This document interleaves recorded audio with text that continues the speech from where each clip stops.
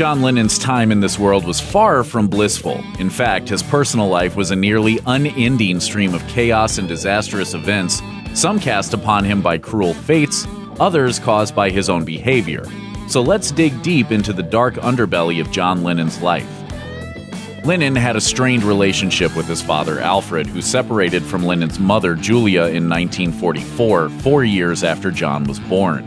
As a result, John has said that he never really knew his father and that he didn't see him much until he became famous, at which point Alfred mysteriously turned up again. But it doesn't sound like the reunion went particularly well. As John explained in a 1966 interview, "I saw him and spoke to him and decided I still didn't want to know him." In 1965, the Beatles were on top of the world, and a talent manager named Tony Cartwright discovered Alfred working at a pub. Cartwright shaped Alfred, who was a talented singer himself, into Fred Lennon and attempted to turn him into a recording artist. Unfortunately, his debut album didn't sit well with his son, who reportedly asked his manager Brian Epstein to do all that he could to stop it. Whether Epstein used his industry clout to do this or not, Alfred's singing days were soon over and his record never charted. John only ever saw his father one more time in 1970 when he grabbed him by the collar and screamed at him. Alfred died in 1975, and John eventually expressed regret that he didn't handle their last meeting better. The aptly named dairy farmer George Too Good Smith was John Lennon's uncle through marriage, and indeed he was too good for this world. For most of his childhood, Lennon lived with Smith and Mary Elizabeth Stanley, Smith's wife and Lennon's aunt. A father figure and a profound influence on the young Lennon, Smith was the one who taught the Beatle in the making to read, paint, and draw. He even bought him a musical instrument, a mouth organ. Unfortunately, the good times weren't meant to last. In 1955, the 52-year-old Smith collapsed at his home and died of a liver hemorrhage. Smith's good name hasn't been lost to history, and neither has his final resting place, as his grave was lovingly restored and unveiled in 2015 as part of Lennon's 75th birthday celebrations. Oddly enough, Smith's demise may have inspired a certain Beatles classic in a roundabout way. The churchyard that Smith was buried in also contained the grave of a maid named Eleanor Rigby. Both Lennon and Paul McCartney frequented the churchyard, and although McCartney insists that he made up the name and the character, some people speculate that he may have subconsciously picked up the name from the gravestone. One of the worst moments in Lennon's life happened on July 15, 1958, when his mother, Julia, died in a freak accident. Although the future superstar lived with his aunt and uncle, mother and son were close. She was supportive of his musical endeavors and even bought him his first guitar. So imagine the 17-year-old Lennon's shock when his mother left his aunt's house and was run over by an off-duty policeman when crossing a road on her way to the bus stop. She died instantly. The police officer was neither speeding nor drunk, despite allegations that he may have been. The tragic incident had a deeply traumatizing effect on Lennon. As for the officer, he eventually realized that the woman he hit was the mother of a very well-known person, and Lennon's fame ensured that he kept being reminded of the gruesome accident. He ultimately resigned and became a postman, only to discover that his route included the family home of Paul McCartney.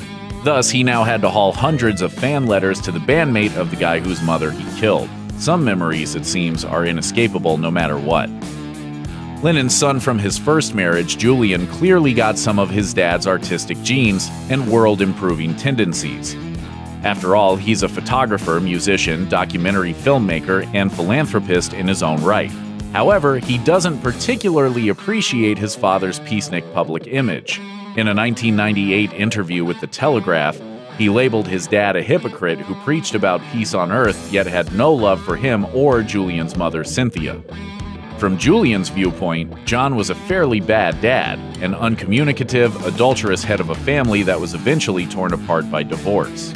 However, Julian's animosity toward his father doesn't extend to the ex-Beatles' other family. He says he's on good terms with his half-brother, Sean Lennon, though Sean seems less enthused about keeping in touch than Julian does. He also has respect for Sean's mom, Yoko Ono, even if he doesn't always agree with her. There was a great deal of anger there, but there's also, I've grown up a lot, and there's been forgiveness since then. John Lennon liked his drugs, and one particular mind-altering substance affected him so much that it may have played a part in breaking up the Beatles. In 1969, he was addicted to heroin at the same time that many interpersonal gripes were already straining the Fab Four. This was an era when opioid addiction was poorly understood, and the other Beatles watched in increasing alarm as Lennon and Yoko Ono openly partook of the drug, which they recognized as something much more far out than they were willing to get. Lennon attributes the couple's heroin use to the pain they felt after Ono's miscarriage in 1968, though others have insinuated that he started using earlier than that. He's also claimed that heroin was his way to rebel against the other Beatles and their unwillingness to accept Ono as an equal. Regardless, Lennon's heroin use and the mood swings that accompanied it became a real problem after a nasty car accident in Scotland. By the time the band started recording their album Abbey Road, the three other Beatles had to be careful around Lennon because of his explosive rages.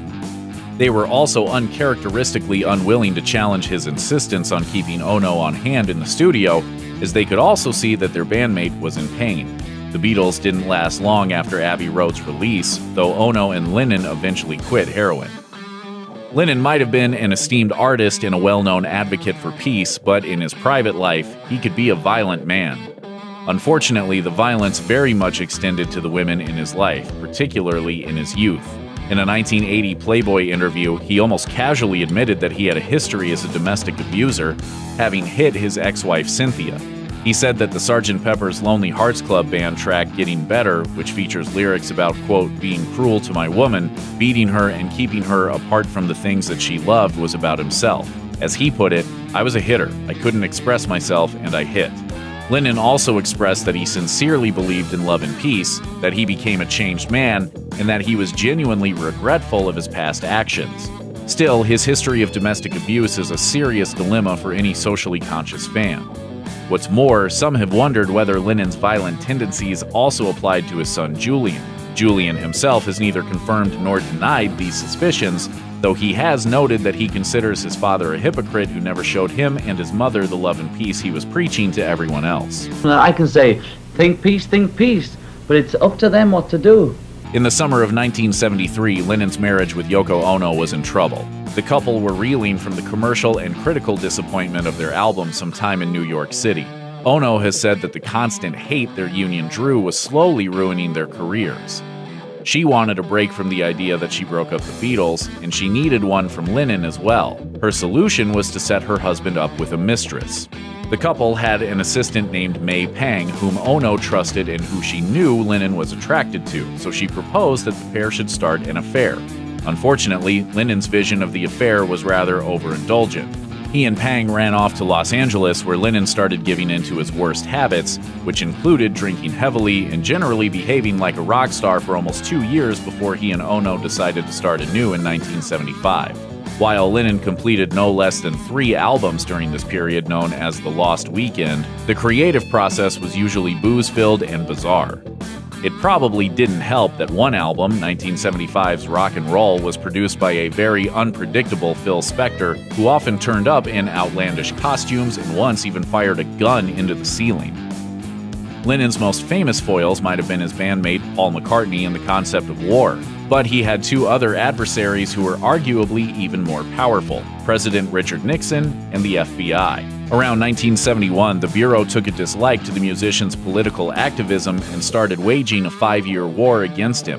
The federal file on Lennon was opened when he performed at a rally for John Sinclair of the White Panthers, who had recently been handed a 10-year jail sentence for selling 2 marijuana joints.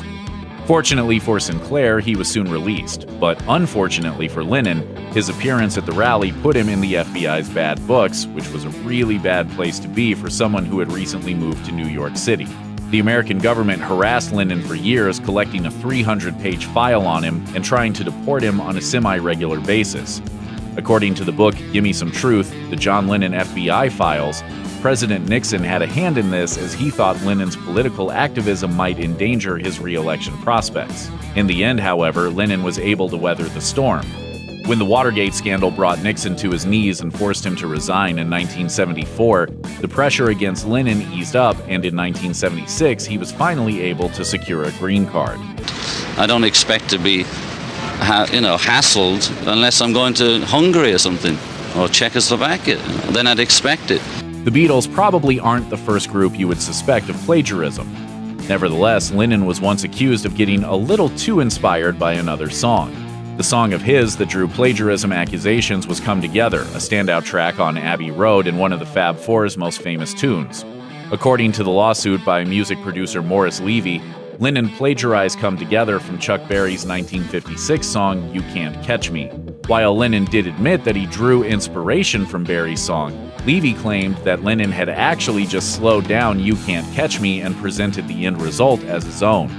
Allegedly, Lennon even stole some of the lyrics, as both songs contain a very similar line. Lennon's version goes, "Here come old flat top, he come grooving up slowly." Meanwhile, Berry's went, "Here come a flat top, he was moving up with me."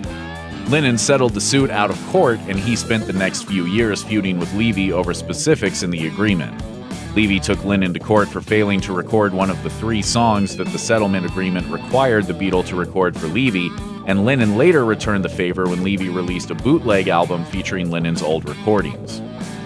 It's impossible to talk about the many tragedies in John Lennon's life without mentioning how it all ended. He was tragically assassinated by a man named Mark David Chapman, who gunned down the 40-year-old musician in front of his own home on December 8, 1980. Weirdly, this wasn't the first time Lennon and Chapman's paths intertwined. On roughly 4:30 p.m. of that same day, a young fan approached Lennon on the street. The ex-Beatle signed the Double Fantasy album the fan was holding, and his friend snapped a few photos of the two together. That fan turned out to be Chapman, who would send 5 hollow-point bullets at the artist a little over 6 hours later while still holding the signed album. Chapman targeted Lennon simply because he was famous, and he admitted that his motivation was attention.